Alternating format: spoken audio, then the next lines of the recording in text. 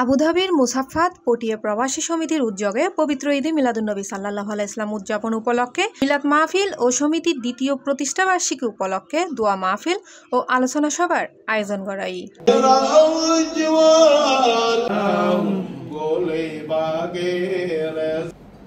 সেপ্টেম্বরের 7 তারিখ রবিবার বাদে মাগরিব মুসাফফারুগ্য রেস্টুরেন্ট হল রুমত সমিতির সভাপতি মাহবুবুল আলম এরশাদর সভাপতিত্বে অনুষ্ঠান পরিচালনা করে সাধারণ সম্পাদক মোহাম্মদ মহিউদ্দিন খান রনি। এ সময় অর্থ সম্পাদক মোহাম্মদ সোহেল, নবী হোসেন, আজিজুল হক, নাসির উদ্দিন, মোহাম্মদ আলম, হাবিবুর রহমান, রিমন, মোহাম্মদ হাশেম, মোহাম্মদ তসলিম, মাহবুবুর রহমান, মোহাম্মদ মিজবা সহ আরো বোধকেও উপস্থিত আছেন। ঈদুল আজহা পেয়েছি, রমজান পেয়েছি, হজ পেয়েছি, দান করা এগুলো পেয়েছি, আমরা ঈমান পেয়েছি। সর্বপ্রথম আমাদের ঈমান পেয়েছি আমার নবী পৃথিবীতে প্রেরণ করার কারণে। এর জন্য তাদেরকে অসংখ্য ধন্যবাদ। যারা আমাদের মাহফিলকে এসে সুন্দর করছেন আপনাদেরকেও অত্যন্ত মোবারকবাদ জানাই। আমাদের সঙ্গীত থেকে অনেক ভাই চলে গেছে, আর অনেক ভাই নতুন আমাদের কাছে আসছে।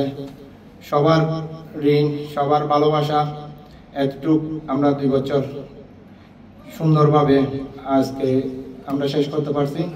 আল্লাহ শুকর, সবাই আমাদেরকে একসাথে দোয়া করবেন।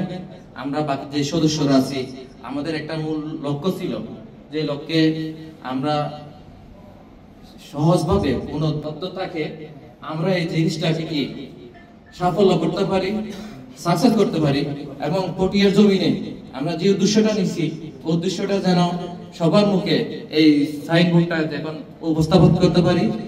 উক্ত অনুষ্ঠানত মিলাদুন্নবী সাল্লাল্লাহু আলাইহি ওয়াসাল্লামের গুরুত্ব ও তাৎপর্য তুলি ধরি বক্তব্য রাখে আলেমদিন মাওলানা নুরুল ইসলাম আনসারী। অনুষ্ঠান শেষে দেশ, জাতি, প্রবাসী ও মুসলিম উম্মার কল্যাণ কামনা করি মোনাজাত করা হয়। পরে সংগঠনের প্রতিষ্ঠাবার্ষিকীর কেক কাটা হয়।